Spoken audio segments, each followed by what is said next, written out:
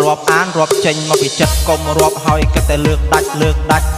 អ្នកខ្លះរាប់តែពេលស្រវឹងពេលស្វាងស្ងាត់ឈឹងព្រោះមិនបានលើកដាច់ល្ងាចឡើងដឹងតែទេហើយគ្នាអាំងមន់អាំងទាទិញស្រារួចស្រេចពេលផឹកតាំងអង្គុយវែកញិចអ្នកណាលើកមិនដាច់បាច់រាប់អានទេណា